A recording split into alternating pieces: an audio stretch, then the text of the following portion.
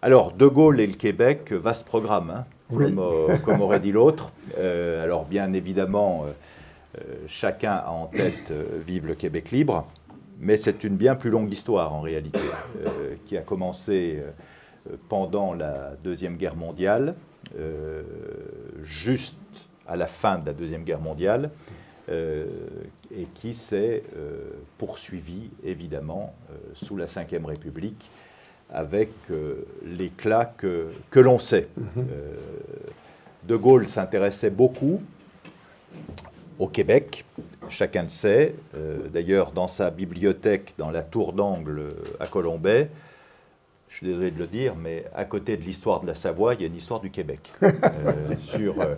sur la droite. Et d'ailleurs, il y a une histoire de toutes les provinces françaises, puisqu'il connaissait la France dans ses profondeurs, et pour lui, le Québec méritait évidemment une attention et surtout une affection particulière. Donc pour toutes ces raisons, il était naturel que l'on vous invitât, et merci encore d'être avec nous ce soir. Donc nous allons vous écouter, vous avez beaucoup de choses à nous dire, à nous montrer, pas seulement à nous dire, mais à nous montrer, et puis ensuite on ouvrira le débat.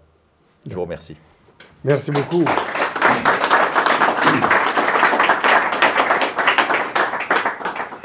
Merci beaucoup de votre accueil, Monsieur le Président, distingués invités. Ça me fait grand plaisir d'être parmi vous ce soir pour vous dessiner à grands traits les liens, ce que j'ai appelé les relations privilégiées, mais de 1911 à 1970, qui n'est pas dans la...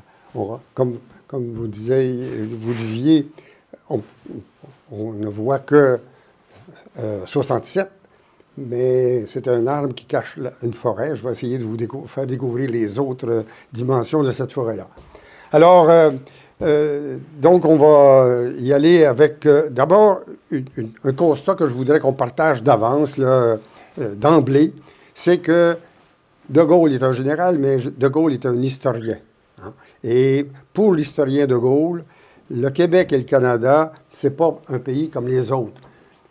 On le verra dans quelles circonstances, mais aussi, donc, c'est ce qui va l'animer pendant toute sa vie, y compris par la déclaration et ce qui a suivi en 67. Et je voudrais pourquoi De Gaulle considère aussi que ce n'est pas un pays comme les autres, bien, je vais vous donner quelques éléments de l'environnement socio-politique du Québec pour qu'on soit à peu près tous sur la même longueur d'onde par rapport aux déclarations que le président De Gaulle va faire au cours de sa vie. Alors, je rappelle que le Québec d'aujourd'hui, c'est la Nouvelle-France, le cœur de la Nouvelle-France. C'est la Nouvelle-France, donc à peu près pendant 150 ans, a été découverte, peuplée et administrée par les Français.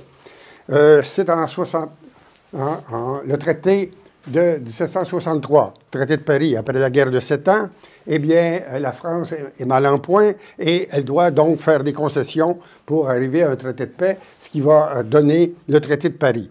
C'est donc la cession de la Nouvelle-France à l'Angleterre. Pour les gens de la Nouvelle-France, c'est une catastrophe, parce qu'à partir de ce moment-là, eh bien, c'est le commerce, l'industrie, l'administration militaire, civile et militaire passe aux mains des Anglais. Et donc, il y a 60 quelques mille Français qui sont dans la vallée du Saint-Laurent, principalement concentrés, et qui vont donc devoir vivre sous une nouvelle couronne, avec les conséquences que ça va donner. Les Canadiens français auraient eu le choix de s'assimiler. Mais non, ils ne veulent pas, pour des raisons de langue, de culture, mais aussi de religion, parce que les Anglais sont dans une religion protestante, et eux, ils sont tous catholiques, et donc c'est un frein majeur. Et ce qui va avoir une des conséquences, des moyens que les gens vont en faire, c'est sur le plan démographique, ce qu'on va appeler la revanche des berceaux. On a perdu, on a été cédé, mais au niveau de la population, on va se multiplier, ce qui va faire contrepoids à l'immigration venant de l'Écosse, de l'Angleterre.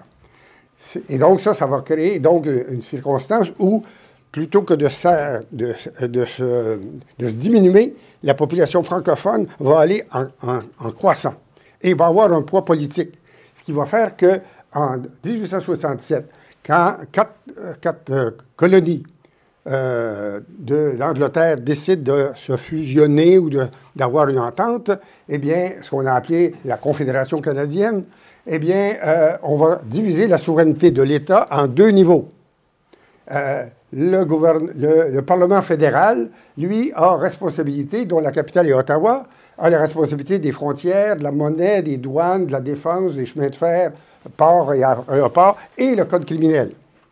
Mais au Québec et dans les autres provinces, la capitale est Québec, mais c'est le Québec qui possède tout le sol, tout le territoire, l'aménagement du territoire, l'éducation, le français, vous comprenez, l'éducation, la religion aussi, la culture, les villes et municipalités, l'administration de la justice, tout le secteur de la santé, des services sociaux et le code civil est français, ce qui est distinct du reste.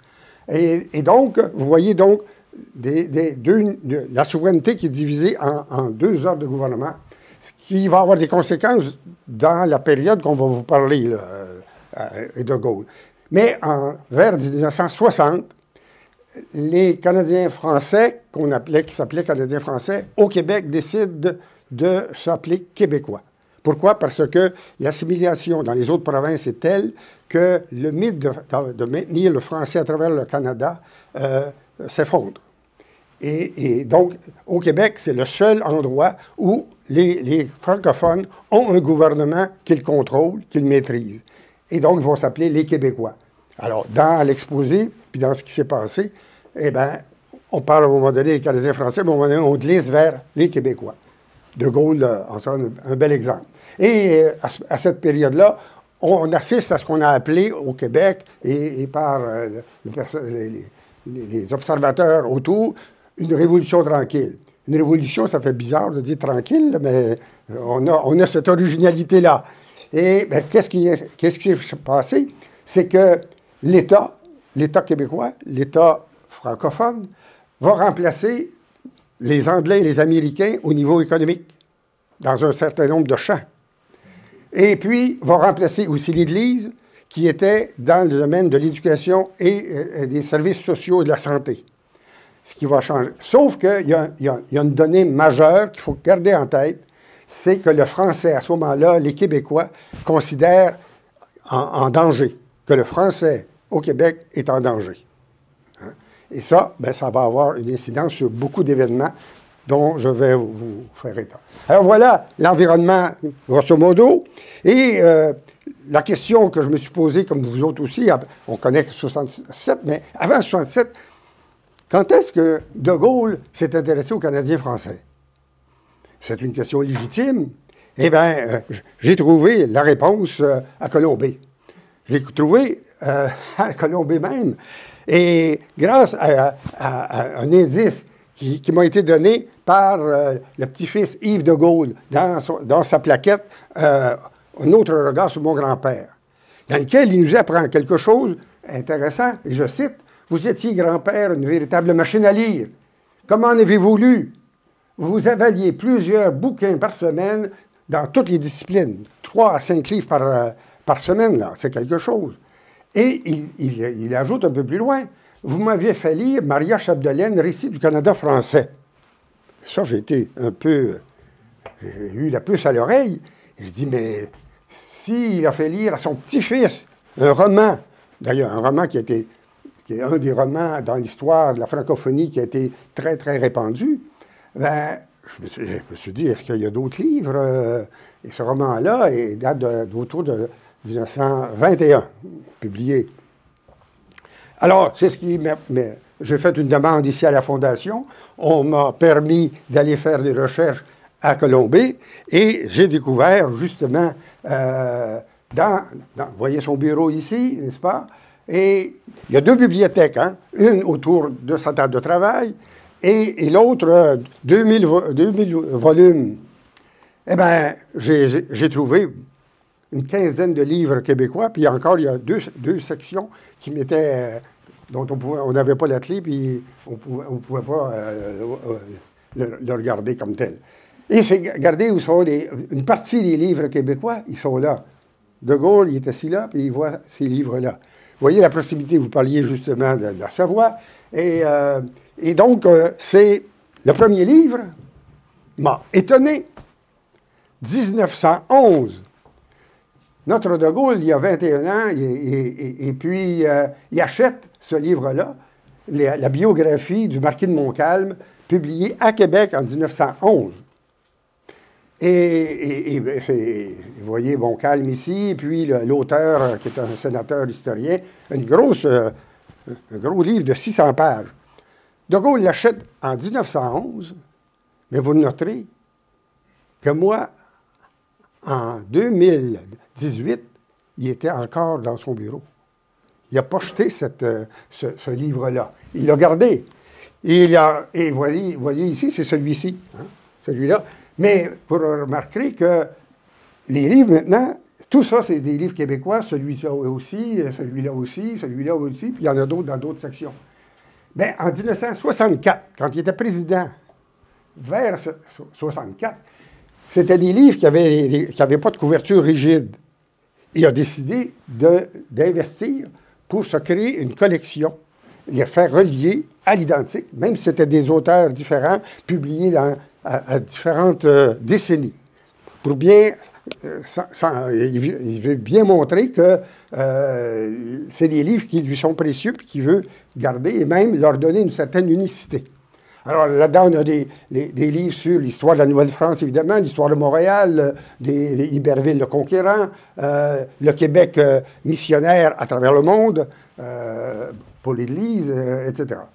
Alors, vous voyez que De Gaulle a acheté ces livres-là, les a conservés, les a même reliés et les a réunis toute sa vie. Hein? Je pense que ça, quand on parlait de relations privilégiées, eh bien, c'est assez, c'est symptomatique et ça a de la valeur. Alors ici, vous avez une image un peu en gros. Alors voilà sur le fait que De Gaulle, au fil des décennies, a accumulé énormément de connaissances sur les Canadiens français, leur histoire, leur culture, et donc c'est marquant. Alors, maintenant, durant la guerre, M. le Président l'a évoqué tout à l'heure, eh bien, il y a des événements qui sont assez étonnants, qui m'ont étonné. J'imagine que vous allez... Ça ne vous étonnera pas, évidemment. 18 juin. Alors, 18 juin, c'est 3 semaines plus tard. 3 semaines plus tard, ça, c'est un événement que vous connaissez. Le 3 juillet, hein, l'attaque de l'armée anglaise qui détruit la flotte française du côté de l'Algérie d'aujourd'hui. Près de 1300 sont tués. Le matin, De Gaulle apprend cette nouvelle-là. Il est catastrophé parce qu'il se dit, je viens de faire un appel aux Français de se joindre à moi avec les Anglais, continuer la guerre. Mais les Anglais ont tué des... Alors, ça donne des arguments à Vichy pour me discréditer. Alors, il est catastrophé. Ce qui fait que l'agent de liaison, le général Spears, hein, que je vois apparaître ici, à côté de Gaulle, c'est lui qui est le lien entre Churchill et De Gaulle. Avant, il était en lien entre Churchill et le gouvernement Reynaud. Eh bien, lui, il se doute bien que De Gaulle n'est pas heureux, là. Alors, il va le voir, et ce qui est intéressant, c'est que le général Spears prend des notes et il tient un journal. Je vais vous en lire un extrait. Son calme était frappant, son objectivité étonnante. Il avait visiblement beaucoup réfléchi en peu d'heures. Il voit dans l'après-midi. Ce que nous avions fait, nous les Anglais, me dit-il, était sans doute inévitable de notre point de vue. Oui, c'était inévitable. Mais quant à lui, il devait décider s'il allait continuer de collaborer avec nous ou s'il quitterait la scène pour se retirer au Canada français comme un simple citoyen. Il n'avait pas encore arrêté sa décision, mais il le ferait avant le lendemain matin. Là-dessus, j'allais informer le premier ministre de la magnifique dignité. Mais voyez l'information que Spears nous donne. De Gaulle, s'il cesse le combat, il ne reste pas à Londres. Il ne s'en va pas en Suisse. Il ne s'en va pas en Espagne. Il ne s'en va pas aux États-Unis. Non. De Gaulle, spontanément, il s'en vient dans le morceau du peuple français qui est en Amérique. il veut s'en venir à Montréal ou à Québec. Vous voyez que... Et là, nous sommes le 3 juillet. Je vous rappelle, c'est le 3 juillet 1940. Voyez comment, pour lui, c'est un lieu, c'est un refuge en cas de... Il ne continue pas. Mais il veut s'en venir au sein du peuple canadien-français. Alors, c'est un événement, à mon avis, symbolique très important. Mais vous savez que ça ne s'est pas produit. Mais il a hésité entre les deux solutions. Et il a continué le combat. Heureusement, ça en a fait un homme plus célèbre en continuant le combat que s'il était redevenu d'un simple citoyen. Alors, mais parlons maintenant de son appel au secours. Son appel au secours qui vient à peu près un mois plus tard. Un appel au secours aux Canadiens français. Il a fait un appel aux Français, mais là, 1er août, il fait un appel aux Canadiens français. Je vais vous faire entendre un extrait de cette... Nous invitons maintenant à écouter le général Charles de Gaulle qui parlera de Londres. Designed especially for French-Canadian listeners. The speaker tonight is General de Gaulle. Nous inaugurons ce soir une nouvelle série de causeries intitulée « Les voix françaises ». Chaque jeudi soir, à cette heure-ci, vous entendrez une voix de la France intellectuelle et libre, connue du monde entier et qu'il faut perpétuer. Voici le général de Gaulle. Canadiens français, si loin que vous soyez de moi, je n'éprouve aucun embarras à vous parler, car je veux vous parler de la France, et personne au monde ne peut comprendre la chose française mieux que les Canadiens français. Je ne vous énumérerai pas nos erreurs militaires, morales, nationales. Le soldat, le catholique, le français qui vous parle les connaît et les reconnaît. L'âme de la France cherche et appelle votre secours, le vôtre, Canadiens français. Votre secours, elle le cherche et l'appelle parce qu'elle sait qui vous êtes. Enfin, l'âme de la France cherche et appelle votre secours parce qu'elle trouve dans votre exemple de quoi ranimer son espérance en l'avenir, puisque par vous, un rameau de la vieille souche française est devenu un arbre magnifique. La France, après ses grandes douleurs, la France, après la grande victoire, saura vouloir et saura croire. Canadiens français, recevez le salut confiant d'un soldat français à qui, pour l'instant, incombe le grand devoir de parler seul au nom de la France. Alors, vous voyez, il dit, la France vous connaît. Pardon? La France vous connaît. Et moi aussi, ça m'a étonné quand j'ai entendu ça. J'ai dit, comment il me connaît? On est en 40, là.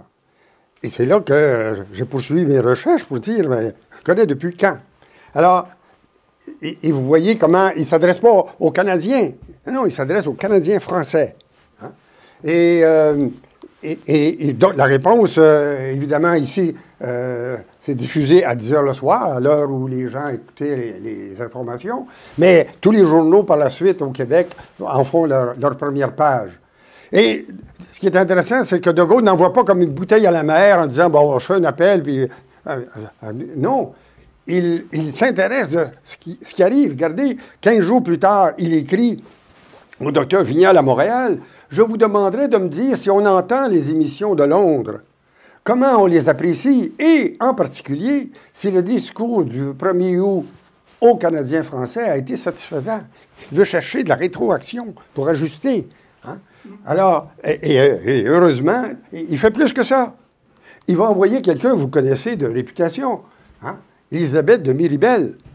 Il l'envoie tout de suite après avoir lancé son appel, il envoie un émissaire qui va être là à Montréal constamment pour essayer d'organiser le support, l'aide que les Canadiens français et les Français à Montréal vont pouvoir donner à sa cause. Sachant très bien qu'il y a beaucoup de gens du côté de Pétain et va falloir les convaincre que c'est plutôt la voie de De Gaulle. Alors, eh bien, elle va rester presque 1 an et demi. Et elle va travailler avec Marthe Simard. Marthe Caillot-Simard et son mari vont être les premiers à fonder un comité de la France libre en Amérique. Et par la suite, on va avoir 85 comités, sous-comités qui vont être créés pour soutenir la cause de Gaulle sous forme à la fois de faire connaître et de combattre la propagande anti-De Gaulle par les gens de Vichy, et aussi de ramasser beaucoup de sous et d'argent, des médicaments, etc., pour pouvoir les envoyer à De Gaulle. Mais, voyez-vous, ici, des gens, hein, nous sommes en mars et avril 1941. De Gaulle envoie Élisabeth de Miribel, vous la voyez ici, Élisabeth de Miribel. Mais lui, vous le connaissez aussi, hein? Thierry d'Argentlieu. Parce qu'il y a des dissensions à Montréal entre le leadership des gens qui veulent mener, puis en tout cas, il y a ce qu'on appelle, nous, des chicanes dans le comité. Et donc, elle rapporte ça à De Gaulle, et là, c'est là qu'il décide d'envoyer un arbitre, et d'Argentlieu va décider qui est le chef et qui doit être le sous-chef, etc. Et d'Argentlieu va être deux mois au Québec. D'Argentlieu, c'est un des 9 ministre de son cabinet en exil, on peut dire. Eh bien, et donc, c'est comme ça qu'on a la présence d'Argentlieu. Mais ici, vous connaissez peut-être une figure. Il est jeune à ce moment-là. Alain Savary, ça vous dit quelque chose? Eh bien, Alain Savary était l'aide de camp de Thierry d'Argentlieu. Alors, Marthe Simard, celle dont je vous ai parlé, c'est elle, qui va devenir la première femme députée à Alger, d'ailleurs, par une décision de De Gaulle, et son mari, dont j'ai parlé tantôt, là, le chirurgien. À l'époque où Washington a des relations directes et constantes avec Vichy, que Ottawa a aussi des relations directes, eh bien ici, vous avez le gouvernement du Québec. Alors, le premier ministre, l'ancien premier ministre, plusieurs des ministres, l'élite, le recteur de l'Université Laval, les grands mouvements sur le plan économique, le maire de la ville, etc., font un banquet en l'honneur de Thierry d'Argentlieu et aussi auquel assiste son aide de camp Savary. Vous voyez que le gouvernement du Québec s'affirme différemment du gouvernement d'Ottawa. On est les premiers à soutenir la cause de Gaulle. Et c'est pas possible. Et ça, De Gaulle va en être conscient aussi. Alors, on va faire des bouts assez rapides. Premier voyage au Québec. Là, je vous ai parlé de 40-41. Et premier voyage arrive en 1944. De Gaulle fait son premier voyage. Pourquoi? Parce que il est ovationné à Bayeux, et puis le président Roosevelt, qui ne voulait pas voir De Gaulle dans sa soupe du tout, eh bien là, il est obligé de voir qu'il doit faire des concessions, et il accepte, à contre-cœur, à inviter De Gaulle. Vous voyez ici, donc, De Gaulle, Roosevelt, qui salue De Gaulle, et le salue en français, hein, parce que Roosevelt parlait très bien français. Après ces jours à Washington et à New York, il fait une escale à Ottawa, mais il décide, il aurait pu très bien retourner à Alger tout de suite. Non, De Gaulle consacre une journée entière aux Canadiens français. Hein? Et donc, et pas seulement à Montréal, la grande ville, mais à Québec et à Montréal. Alors ici, vous voyez, les journaux ne sont pas voisés, les maisons aussi. On souhaite la bienvenue. Ça va être bientôt la semaine de la France. On est le 12 juillet et 44. Et vous voyez ici. Et donc ici, vous avez, il est acclamé en allant vers l'hôtel de ville avec des escortes militaires. Et puis ici, en sortant de l'hôtel de ville. Et dans ses mémoires, qu'est-ce qu'il dit? dans ses mémoires de guerre, il dit « D'abord, rendant visite à la ville de Québec, je m'y sens comme submergé par une vague de fierté française, bientôt recouverte par celle d'une douleur inconsolée, toutes les deux venues du lointain de l'histoire. » Hein? La fierté française, c'est d'être au centre d'un peuple français, hein, qui est le rameau de la souche française. Mais la douleur inconsolée, qu'est-ce que c'est? La défaite de Montcalm et surtout le traité de Paris de 1763, qui là, on aurait pu avoir une défaite, mais pas être largué. Alors, pour De Gaulle, 1763, le traité de Paris est une mauvaise décision de l'administration française. Et il va essayer de corriger ça au XXe siècle, quand il va être président. Hein? Mais déjà, en 1944, dans ses mémoires, il le dit. Puis ici, je voudrais vous faire entendre un petit bout du discours qu'il fait à Montréal. Mesdames et messieurs, j'ai maintenant le grand plaisir de vous présenter le général Charles de Gaulle. Ça, c'est le maire de Montréal. Mesdames, messieurs, vous tous, mes chers amis, monsieur le maire vient de dire, Montréal est dans le monde la deuxième grande ville française par sa population. Elle est aussi, en même temps, la plus grande ville du Canada.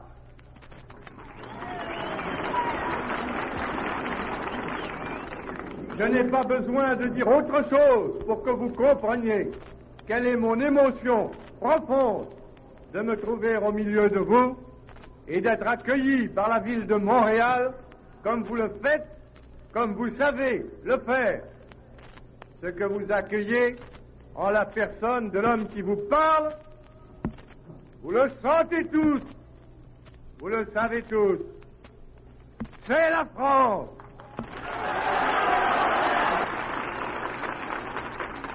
Aujourd'hui, nous faisons la guerre. Vous faites la guerre, vous, Canadiens, et vous la faites bien. Moi-même, il m'a été donné de voir vos soldats sur les champs de bataille, et je réponds de ce que je dis. Dans la guerre, vous avez fait un grand effort, un effort qui marquera dans l'histoire de votre pays. Nous faisons la guerre, mais demain, nous ferons la paix. Nous ferons cette paix-là, ensemble, nous tous, les hommes de bonne volonté, et nous la ferons.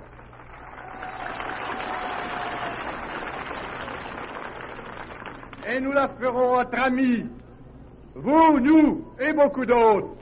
Mais nous la ferons, vous la ferez, avec la France. Et... Parce que Roosevelt ne voulait pas beaucoup la France dans le décor. Et je terminerai en vous demandant de crier après moi « Vive le Canada, vive la France !» Alors, il faisait évidemment un message à Roosevelt, là, parce que les négociations étaient loin d'être assurées que Roosevelt ferait une place à la France dans les négociations de paix. Donc, c'est un mois et demi après, Montréal et Québec, que Paris est libéré. Et on va... Ici, c'est le temple de la traversée du désert, la période du président, futur président. Mais on va aller tout de suite à la Ve République, dans laquelle, pour l'histoire entre la franco-québécoise, c'est que le fait que le président s'est réservé 2 domaines d'intervention, la diplomatie et la défense, va jouer énormément de rôle dans la suite de l'histoire entre la France et le Québec. Et à ce moment-là, le Québec veut des relations avec la France. Hein? Et De Gaulle va réagir et va accepter. Mais c'est le Québec qui fait les premiers pas. Et voyez-vous, ici, le 28 janvier 1960, eh bien, il y a un nouveau premier ministre du Québec et il annonce aux députés à l'Assemblée nationale que le Québec va ouvrir une agence à Paris. Et puis, l'ambassadeur de France à Ottawa transmet au Quai d'Orsay cette information-là. Et on sait que De Gaulle lisait la plupart des télégrammes diplomatiques. Et donc, l'information se rend ici à Paris. Moins de 3 mois plus tard, qui est-ce qui arrive? Eh bien, le président de Gaulle, qui organise un grand voyage en Amérique et qui va commencer par Ottawa, mais tout de suite venir à Montréal et à Québec pour rencontrer à nouveau les Canadiens français. Hein? Et qu'est-ce qu'il dit notamment dans son message? Canadiens français, vous pouvez compter sur la France. Elle compte aussi sur vous pour la suivre et l'appuyer. Ça fait des manchettes, évidemment. Voilà. Bon, ça fait... Oups, qu'est-ce que c'est? J'ai sauté. Alors, ici, vous avez Le Monde qui en fait une de ces manchettes. Et le journal à Montréal, aussi, et les journaux rappellent que De Gaulle est ému par la vitalité du fait français, hein, au Québec. Et ça va être une ligne conductrice toujours dans les relations entre De Gaulle et le Québec. Le fait que le fait français doit s'enraciner, doit se développer, les Québécois le veulent, et lui, il va vouloir aider. Alors, et puis quand il revient après sa longue périple aux États-Unis et puis dans les Antilles, eh bien, il donne un mandat à Malraux. Il dit à Malraux, il y a, me semble-t-il, un énorme potentiel français au Québec. Veuillez vous en occuper. Ah! De Gaulle, dans ses conversations, a vu que... Puis il sait aussi, De Gaulle, que le Québec veut, par Antonio Barrette, lui a dit que le Québec voulait avoir un pied à terre et des relations. Au mois de juillet, cependant, le gouvernement, il y a des élections, le gouvernement Barrette est battu, c'est une nouvelle équipe qui arrive au pouvoir, mais le flambeau d'Antonio Barrette, eh bien, c'est le vice-premier ministre qui va, Lapanne, qui va le prendre et qui va rencontrer Malraux. Et Malraux va dire oui, parce que Malraux a un mandat, et voici quelqu'un qui vient faire une demande, et il a dit oui, et Malraux dit oui, venez vous installer, on va vous aider et on va travailler ensemble. Mais le problème du statut, le Quai d'Orsay n'est pas très chaud. Le Quai d'Orsay voit comment on fait des relations diplomatiques avec un État qui n'est pas tout à fait un État, qui est une moitié d'État. Ça rentre pas beaucoup dans les règles. Alors, on met des bâtons dans les roues. Et là, vous avez une bataille entre Malraux et puis Couve de Murville pour essayer donc, ça demande un arbitrage.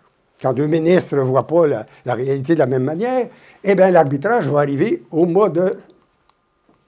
Le 21 janvier, voilà. 21 janvier, De Gaulle écrit une note au secrétaire général de la présidence, ceci. Le projet de la province de Québec tendant à établir à Paris une agence générale me paraît très intéressant. Je crois que nous aurions tort de le décourager. Vous savez qui décourage, là? C'est pas Malraux. Nous ne pouvons pas, ne devons pas méconnaître le caractère particulier du Canada français par rapport à la France, et réciproquement, ni le grand intérêt que présente le développement de nos rapports particuliers, voyez-vous, c'est lui qui utilise les rapports particuliers avec la province de Québec, notamment, et regardez au point de vue culturel, économique et psychologique. Pour lui, ce n'est pas seulement une relation culturelle, on est des cousins, etc. Non, non. Non, il veut que ce soit des vrais échanges économiques, psychologiques, culturels. Et il ajoute, le simple fait que ces rapports pourraient être désagréables au gouvernement d'Ottawa ne saurait nous décourager de les établir. Et nous sommes le 21 janvier 1961. Et ça, voici la politique canado-québécoise de Gaulle, là, elle s'écrit là. À ce moment-ci, c'est le 21 janvier 61. Alors, suit après, évidemment, l'inauguration de la Maison du Québec, et De Gaulle donne à la réception du premier ministre tout le statut d'un accueil de chef d'État, et non pas de chef de province, là. Non. Et donc ici, et le premier ministre Lesage va dire que De Gaulle, il a évité en privé, pas seulement lors d'une rencontre, il a fait un déjeuner avec M. et Mme Lesage, avec Malraux, et Lesage va considérer qu'il a été reçu comme un fils. Et donc, j'aurais beaucoup à dire sur cette étape-là, mais on va sauter. Alors, maintenant, je vous ai parlé évidemment qu'il y avait 2 niveaux de gouvernement, n'est-ce pas? Et puis, ben, dans les années 60, nous avons des problèmes constitutionnels avec le Canada anglais et avec Ottawa. Alors, ici, je résume ça rapidement en disant les Québécois, à ce moment-là, ne sont pas heureux. Qu'ils soient fédéralistes ou autrement, ne sont pas heureux comment on est. Pourquoi? Parce que le gouvernement fédéral, après la guerre, va empiéter dans les domaines de compétences exclusives en éducation, notamment, et en santé. Et ça va déplaire beaucoup aux gens. Pourquoi? Parce que l'éducation, c'est la langue. Le danger que le fédéral vienne toucher dans ce domaine-là, c'est un domaine sacré. La langue française, les gens se considèrent que la langue française est menacée parce que les entreprises ont fait travailler les gens en anglais. Les cadres sont beaucoup anglais. Mais en élection 62, les libéraux remportent à nouveau la victoire, mais avec gardé le slogan « Maître chez nous ». Hein? Donc, un slogan assez engageant. Et en parallèle, les partis politiques, et notamment les marxistes qui forment le Front de libération du Québec, dont on va parler plus tard, eh bien, eux vont multiplier les attentats. En plus, chaque parti politique essaie d'avancer sa solution constitutionnelle, soit un statut particulier, des États associés avec le Canada, entre le Québec et le Canada anglais, l'indépendance, etc. Il y a un bouillonnement. Et puis, De Gaulle va donc, je vous présente comment De Gaulle perçoit ça. De Gaulle, il suit toute cette information-là, et à la veille de recevoir à nouveau, en mai 63, à nouveau le premier ministre Lesage, il a un échange avec Alain Peyrefitte. Et qu'est-ce que De Gaulle dit? Je cite, « Le Canada français est en pleine évolution et en plein développement. Un jour ou l'autre, il se séparera du Canada anglais. Bien sûr, il est naturel qu'il forme une confédération, une vraie, et que cette confédération règle les problèmes de leur vie commune. Mais chacun doit être indépendant de l'autre. Le Canada français doit devenir un État français d'Amérique. Bien sûr, le jour où nous ferons une réunion des peuples de langue française, le Canada français y aurait sa place de choix. » Et c'est assez important, nous sommes en 63. De Gaulle, on sait, c'est quelqu'un qui analyse les problématiques, puis jette des perspectives. Mais voilà comment lui, il juge comment les choses pourraient arriver. Alors, nous sommes en octobre 63, toujours en octobre 63. Je suis un peu la ligne du temps, là. Ben, je reviens sur ceci parce que De Gaulle se souvient du 12 juillet 1944 de Montréal. Le ministre Malraux s'en vient inaugurer une grande exposition culturelle et technique à Montréal. De Gaulle lui dit « Hey! » Il l'arrête, puis il lui dit il dit « Bon, dites-leur ceci.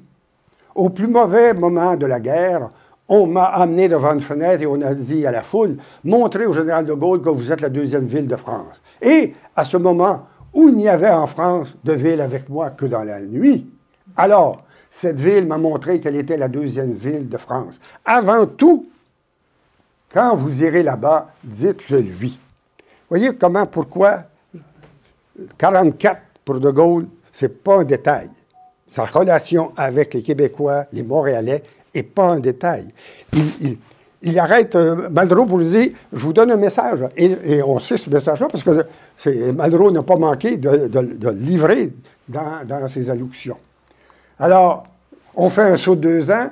Eh bien, il y a des relations diplomatiques qui sont établies entre le Québec et la France. Eh bien, ça donne des résultats. Et le résultat, c'est en février 65. Et il y a un premier entente dans le domaine de l'éducation, signé notamment par le ministre ici, Fouché. Mais De Gaulle en parle au Conseil des ministres. Qu'est-ce qu'il dit à ses ministres? Il dit, « J'ai vu Gérard Lajoie hier. » Là, on est le 2 mars, donc le 1er mars. Cette entente, comme il dit, est importante en soi pour notre coopération et pour l'avenir international du Québec. C'est la première fois que le Québec signe un accord avec un autre État, d'État à État. Ce sont les retrouvailles de morceaux du peuple français et de la France. Vous voyez, c'est une entente relativement petite, c'est des échanges de professeurs, des boursiers, etc. Mais De Gaulle y voit un symbole beaucoup plus fort que ça. c'est les retrouvailles de morceaux du peuple français. Et évidemment, c'est un précédent considérable sur le plan à l'intérieur du Canada. Alors, il y aura un deuxième...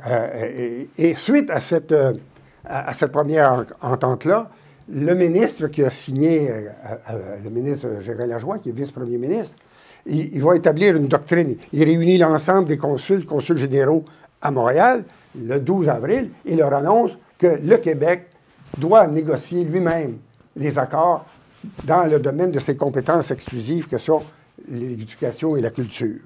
Et non pas que ce soit le fédéral qui négocie, que lui applique. Parce qu'il dit, si j'applique, je dois être dans les négociations. Alors, et la France est d'accord avec ce point de vue-là. Et ce qu'il va faire qu'au mois de novembre de la même année, on va faire signer un deuxième accord sur la culture et la langue.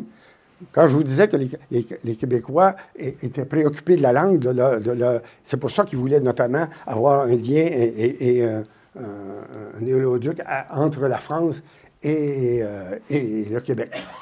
Et donc, à partir de ce moment-là, c'est la guerre.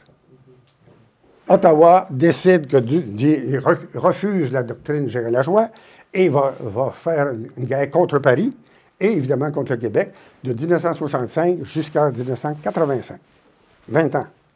Alors, il va avoir... Alors, ici, vous voyez une photo où De Gaulle, vous voyez, il ne s'assoit pas là il s'assoit entre les deux Québécois, les deux ministres. Hein, Gérald Lajoie et lui, le ministre Pierre Laporte. Hein, et puis ici, Christian Fouchet. Vous voyez, l'intimité, cette photo-là le démontre bien, que c'est une intimité pas seulement que protocolaire. Alors, au même moment de ces événements-là, il y a le parti d'opposition officiel, celui qui pourrait prendre le pouvoir, organise une grande convention et puis pour établir un nouveau programme politique, mais notamment constitutionnel. Et sur le plan constitutionnel, garder la résumé, égalité ou indépendance. Et donc, on n'a pas le temps de tout vous lire ça, mais je dis Canada ou Québec, ça c'est la signature de ce chef de parti-là qui va devenir premier ministre. Canada ou Québec, là où la nation canadienne-française trouvera la liberté, là sera sa patrie. C'est un gros programme. Et donc, vous allez dire, ben, c'est un livre ordinaire. Non! Regardez, seulement un mois plus tard, De Gaulle, à Colombey-les-Deux-Églises, vient de lire ce livre-là. Son fils arrive pour le week-end et son fils nous raconte, l'amiral, nous raconte qu'est-ce qui s'est passé.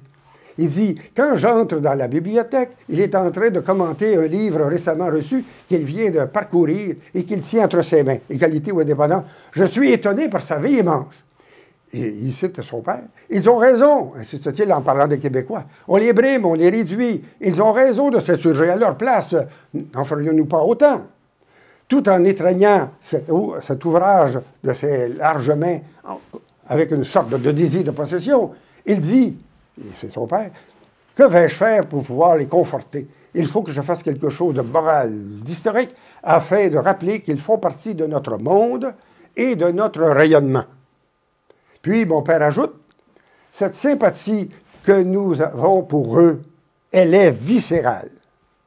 C'est notre mauvaise conscience qui nous tire par la manche et c'est la solidarité à l'égard de frères dans le besoin. De Gaulle, il ne considère pas les Québécois comme des cousins. Vous voyez, il dit des frères dans le besoin. Hein? Dans le besoin de la vitalité française en Amérique. Et la mauvaise conscience, c'est quoi? Traité de Paris. L'abandon qu'on a fait et que ce morceau du peuple vit tant bien que mal en Amérique. Alors, c'est des paroles, je pense, assez intéressantes que nous rapporte l'amiral. Et donc, on arrive au troisième voyage. 67, celui que tout le monde connaît, son voyage. Mais on connaît moins ce qui a précédé. Ce qui a précédé, évidemment, comme le veut la tradition diplomatique, eh bien, c'est que le jeune chef vienne d'abord. Hein, le chef du Québec vient d'abord, avant que le président, lui, se déplace. C'est ce qui va se passer au mois de mai 67. Il est reçu royalement. Le journal ici l'indique. Mais De Gaulle loge Johnson au Grand Trianon, là où il a logé les Canadiens, là. tu sais, ou le Shah d'Iran. Alors, vous voyez l'importance qu'il accorde à ce personnage-là. Et puis, ils vont se rencontrer à 2 reprises. La 2e reprise, notamment, il parle d'une conférence constitutionnelle qui va avoir lieu à Toronto à l'automne. Et Johnson dit au général, « Il nous faut votre aide, mon général. Seul, je ne peux rien contre Ottawa et le Canada anglais. » Et De Gaulle répond à ce moment-là, « Je suis prêt à vous donner un coup de main qui vous servira pour l'avenir. » Qu'est-ce que c'est, le coup de main? On ne sait pas. Mais il y a comme un engagement de principe, là. Alors, Johnson repart un peu rassuré dans ce sens-là. Eh bien, vous avez peut-être déjà vu cette photo-là. Quand le ballon est tombé dans la loge présidentielle, eh bien, De Gaulle avait invité, comme son invité d'honneur, Daniel Johnson, le premier ministre du Québec. Et ici, c'est le diplomate, le délégué général du Québec à Paris, et Chapdelaine, qui sont là. Son garde du corps, comme vous voyez. Alors, c'est des événements qui... Eh bien, notre De Gaulle, il a 76 ans, en 67 ans, eh bien, regardez, il va décider de consacrer au Québec 13 jours, 12 jours au Québec et 1 jour à Ottawa. Mais le fédéral insiste pour d'abord que le chef d'État arrive à la capitale fédérale avant de venir à Montréal ou à Québec. De Gaulle ne veut pas ça. De Gaulle, il dit, mon voyage, c'est pour les Québécois d'abord, le Canada anglais après. La solution, c'est pas arriver en avion, d'arriver en bateau. Eh bien, il va payer de sa personne là, 192 heures en mer plutôt que 8 heures en avion. Il faut être assez généreux de sa part, hein? Et demain, tout ça pour arriver à Québec et non pas à Ottawa. Vous voyez que pour lui, c'est des symboles. Mais il paye, comme je dis, de sa personne, de manière à ce que le symbole soit fort. Eh bien, et puis ici, évidemment, quand il est en bateau, pauvres eux d'ailleurs, le bateau, ils ont connu une mer terrible. Il y a eu même des avaries sur le Colbert et le bateau de secours, là. Tellement la mer était mauvaise. Alors, imaginez-vous, Mme de Gaulle et M. de Gaulle, là, ils ont dû avoir beaucoup de problèmes. Mais, de temps en temps, ils voulaient donc se relaxer, marcher sur le pont. Ils rencontrent l'amiral Jean Philippon. Il dit, « Qu'est-ce que vous faites, mon général? » Ben, je pense à mes discours, etc. Et de Gaulle enchaîne en disant, « Que diriez-vous si je criais « Vive le Québec libre » hein? L'amiral dit, « Oh, vous n'allez pas faire ça, mon général. » Et de Gaulle de répondre, « Eh bien, je crois que si. Ça dépendra de l'atmosphère. Ça dépendra de l'accueil que les Québécois vont me faire, dans le fond. Hein? » Eh bien, vous voyez, nous sommes le 19 juillet. C'est bien longtemps avant. Vous voyez que la formule aussi, de Gaulle l'avait déjà en tête. Monsieur le Premier ministre, c'est avec une immense joie que je suis chez vous, au Québec, au milieu des Canadiens français,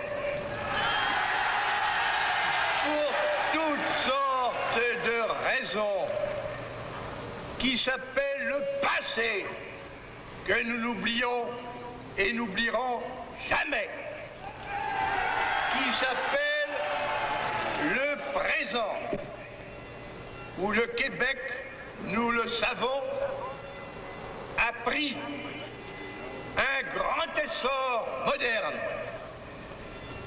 Et pour des raisons qui s'appellent l'avenir, parce que ce que vous faites, comme vous dites en français, de ce côté de l'Atlantique, et ce que fait en français le vieux pays de l'autre côté, c'est en somme une même œuvre humaine.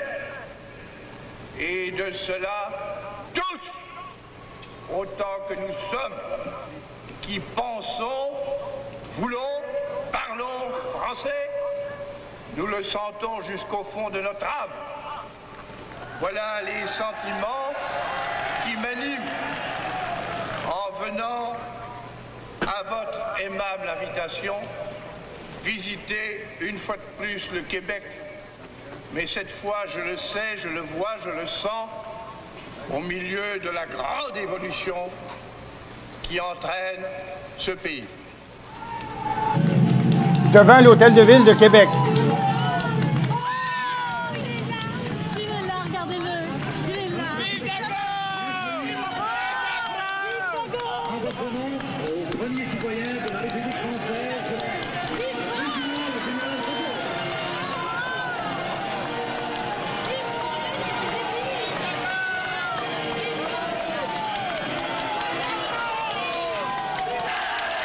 Mais vous avez remarqué qu'est-ce que les gens affichaient à Québec français. L'inquiétude était très forte et les gens avaient fait des banderoles. Vous allez remarquer la même chose à Montréal. On arrive ici à Montréal après 270 kilomètres de voyage et puis le chemin du roi et dans lequel il y a une foule continue. Hein? On estime à 750 000 à 1 million de Québécois qui vont voir De Gaulle, qui vont se déplacer pour De Gaulle sur une population d'à peu près 6 millions de personnes. C'est quand même beaucoup. Et là, ici, vous avez autour de l'Hôtel de Ville de Montréal.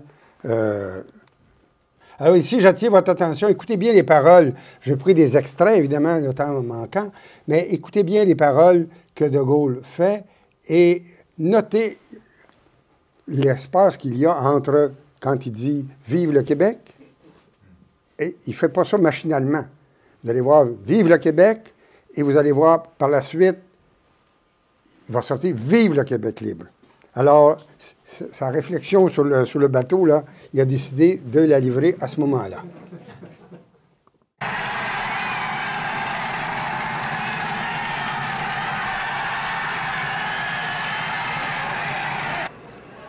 C'est une immense émotion qui remplit mon cœur en voyant devant moi la ville de Montréal française.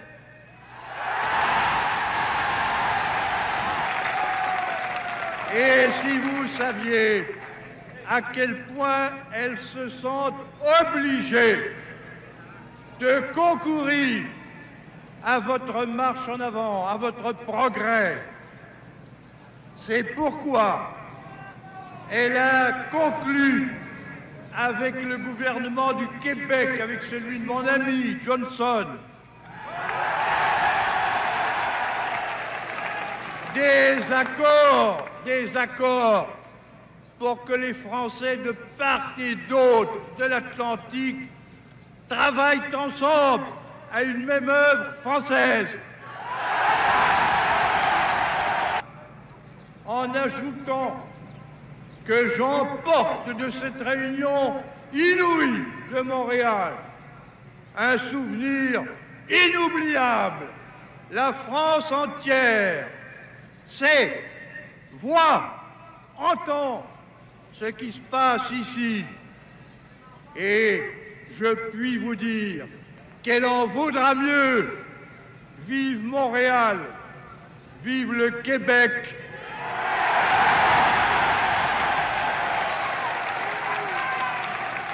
Vive le Québec libre.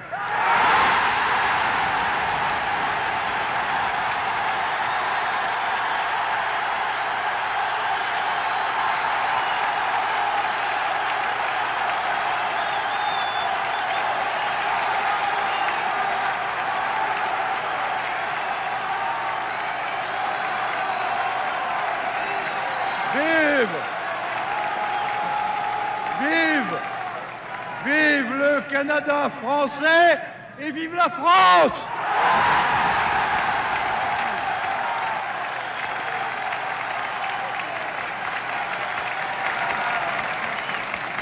Alors, vous voyez aussi une autre banderole qui était juste au bas de l'Hôtel de Ville. Hein? Notre État français, nous l'aurons.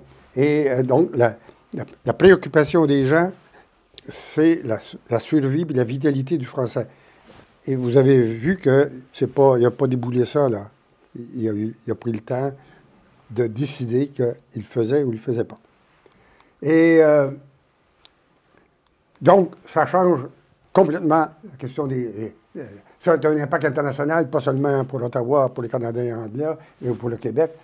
C'est que De Gaulle, en faisant cette déclaration-là, eh bien, il pose la question de la survie de l'existence d'un Québec français mal à l'aise dans le Canada.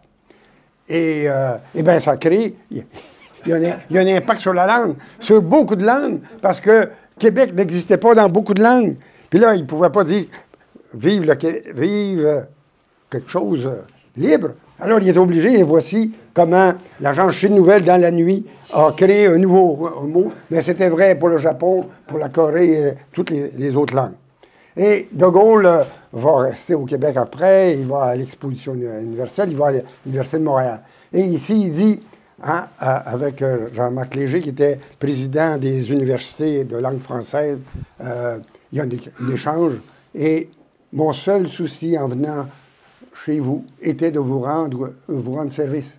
Ce sera à vous, au peuple du Québec, de dire si j'y ai réussi, car la suite vous appartient.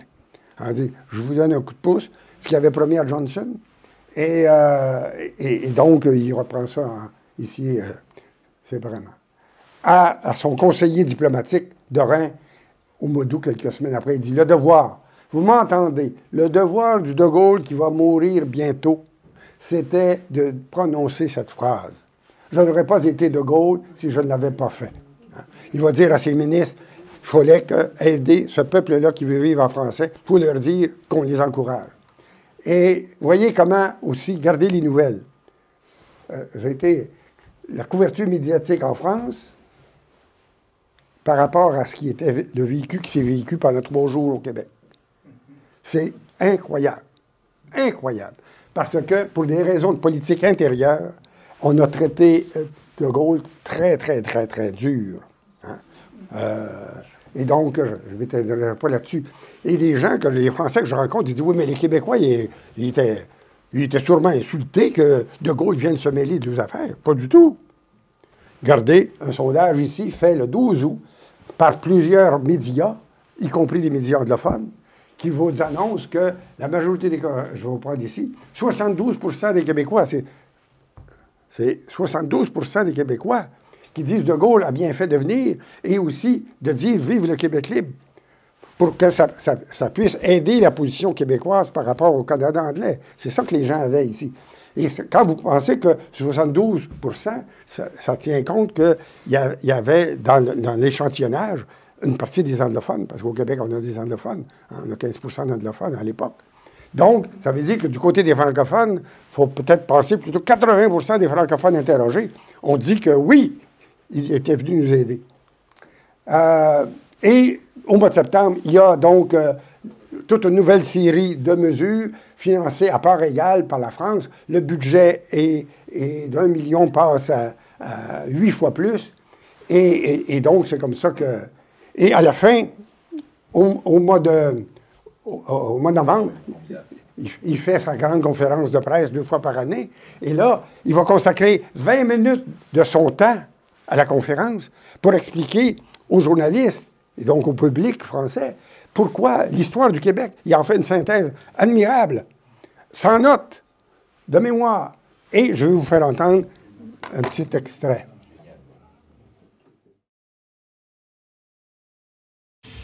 À Montréal, la 2e ville française du monde, et qui était le terme de mon parcours, le déferlement de la passion libératrice était tel que la France avait le devoir sacré d'y répondre sans embâche et solennellement.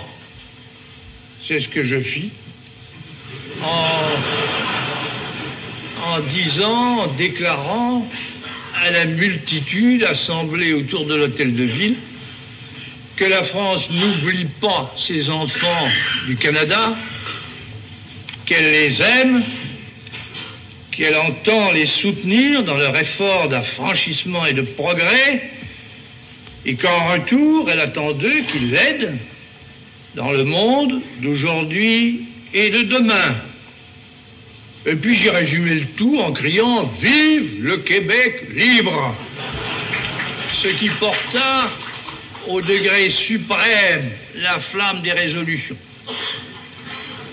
Que le Québec soit libre, c'est en effet ce dont il s'agit. Cela aboutira, à mon avis, forcément, à l'avènement du Québec au rang d'un État souverain et maître de son existence nationale, comme le sont, de par le monde, tant et tant d'autres peuples, tant et tant d'autres États, qui ne sont pas si valables, ni même si peuplés, que le Québec. Bien entendu, cet État du Québec aura librement et en égal à régler avec le reste du Canada les modalités de leur coopération pour maîtriser et pour exploiter une nature très difficile sur d'immenses étendues et aussi pour faire face à l'envahissement des États-Unis. Mais on ne voit pas. Sa solution qu'il vient de mentionner, hein, c'est celle de 63, hein, quand il avait parlé d'une confédération Québec-Canada. Là, il parle donc d'une entente entre... Et ça correspond à ce qu'au Québec, on appelait la notion des États associés. Un Québec français avec le Canada anglais en union. Et ce que, en 68, eh bien, René Lévesque, eh bien, va proposer, lui, sous forme de souveraineté association. Mais grosso modo, c'est la même idée. De Gaulle aurait très bien pu prendre cette notion-là en disant c'est une négociation à faire ensemble.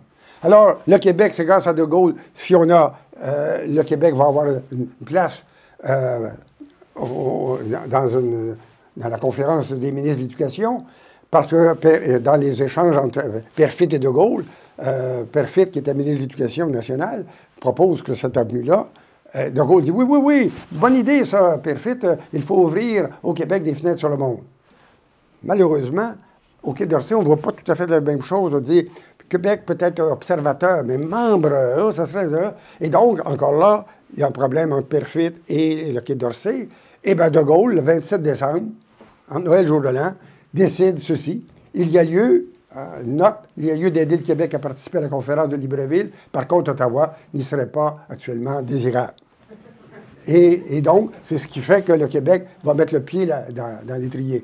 Je vous mentionne que en décembre 68, pour ses vœux de 69, De Gaulle parle que la France est prête à aider efficacement à la solution des problèmes aigus de l'univers, lesquels chacun peut les énumérer.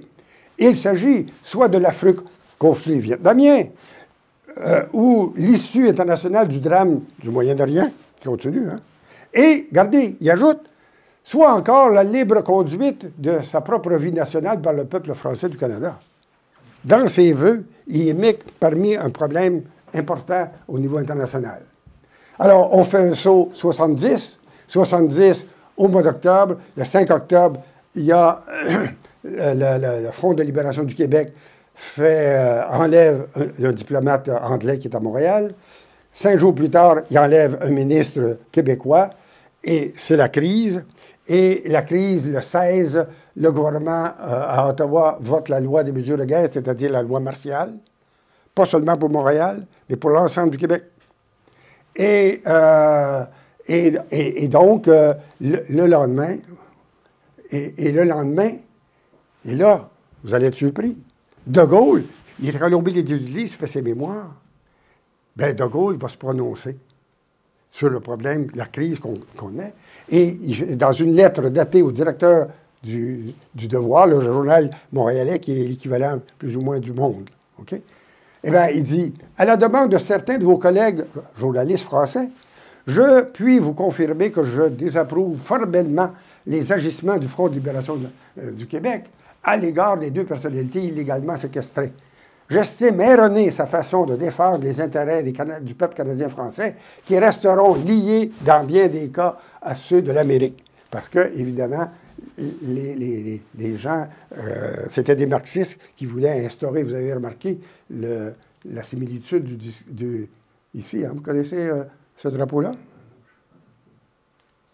si j'ajoutais la couleur, si c'était vert, puis si j'avais un croissant ici, là, un croissant, l'Algérie. Hein? Alors, c'est parce que ces gens-là allaient s'entraîner en Algérie. Et donc, ils ont pris quelque chose. Donc, vous voyez que De Gaulle, dans sa retraite, il sent le besoin de dire « Non, non, je ne suis pas d'accord avec ça. C'est des extrémistes et puis je ne suis pas d'accord avec ça. » Quelques semaines après, 3 semaines après, il décède, comme vous savez, vous voyez comment la presse fait écho à cette... Et puis, il y a un plaidoyer posthume. Il est mort, puis il parle encore du Québec. Ben oui! Vous allez voir pourquoi. Ben, c'est le New York Times, le 11 novembre 1970, publie une entrevue confidentielle que De Gaulle avait accordée en février 1969 quand il était président, juste à la veille de recevoir le président Nixon. Et parmi les grands sujets abordés, eh bien, il y avait celui du Québec et du Canada. Et De Gaulle dit ceci, a dit en février 1969, il y a là-bas un peuple français, c'est le Québec, principalement. Il y a aussi un peuple anglais, l'Ontario. Dans l'Ouest, un peuple presque américain. Ils devraient s'entendre pour créer une union sur la base d'engagements réciproques. Mais on ne peut pas prétendre faire une loi anglaise sur le dos des Français. Il vaudrait mieux accepter un État du Québec dans une union canadienne. Il reprend à nouveau cette idée-là qu'il faut que le Québec ait davantage, et son héritage en quelques bouts. Bien, d'abord, je pense que l'héritage de Gaulle par rapport au Québec, c'est touche beaucoup, beaucoup la langue, la culture et l'international. Et la langue, très important. Très important. Pourquoi? Et parce que 10 ans après 67, le gouvernement avait changé et puis on avait adopté la Charte de la langue française. On fait du français la langue officielle, mais plus que ça, la langue d'usage au Québec. Et aussi, tous les francophones, dorénavant, vont envoyer leurs enfants à l'école française et tous les immigrants vont envoyer dorénavant leurs enfants à l'école anglaise. Seuls les Anglais, réellement anglais, vont continuer à avoir leur propre système d'éducation. L'affichage commercial doit être en français et puis les conventions collectives qui, bien souvent, même si 90% des gens sont en français, étaient en anglais. Vous voyez toutes sortes d'effets de la propriété américaine ou anglaise sur la vitalité. Et ce monsieur-là, qui était le ministre responsable, il dit ceci. Nous sommes en 77, 78. C'est à De Gaulle que nous la devons, la Charte de la langue française. S'il n'avait pas fait son Islande en 67, jamais Ottawa et le Canada anglais ne s'y seraient résignés que le Québec fasse des limitations à l'anglais sur le territoire québécois. Alors, c'est un héritage majeur et aussi, fait intéressant, hein? Quand il est venu en 67, tout le monde avait dit qu'il était fou et puis qu'il était plus à sa place. Et pourtant, tous ces présidents successifs ont quand même gardé la même politique québécoise par rapport au Canada. Et ici, vous voyez que c'est M. Mitterrand qui a attendu qu'il y ait une entente entre le Québec et Ottawa en 1985 pour inviter et organiser le premier sommet des chefs d'État francophones. Et là où le Québec était représenté. Et puis, vous voyez que cette chose-là continue avec M. Attal qui était au Québec, signé, parce que depuis plusieurs années déjà, on a des visites alternées des 2 premiers ministres de part et d'autre. Alors, il y a aussi sur le plan économique, et puis il y a aussi sur le plan culturel, je pense, où de part et d'autre, on a profité beaucoup les uns des autres, et l'apport du Québec à la vitalité de la culture française, ce qui était souhaité par De Gaulle, qui voyait toujours la réciprocité. Bref, je pense que son idée de la France, hein, quand il avait commencé ses mémoires de guerre avec ça, se prolongeait jusqu'au Québec, quand on regarde la suite. Il aimait les Québécois. Il a dit à Québec qu'il aimait les Québécois. Vous avez entendu tantôt, dans sa conférence de presse, que la France aime les Québécois. Il a utilisé le mot amour. Et vous avez aussi constaté qu'il a payé de sa personne à plusieurs occasions pour la cause québécoise. Voilà, en résumé, le topo que je vous ai vous présenter. Merci.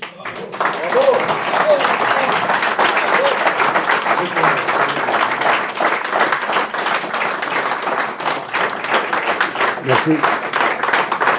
Merci beaucoup.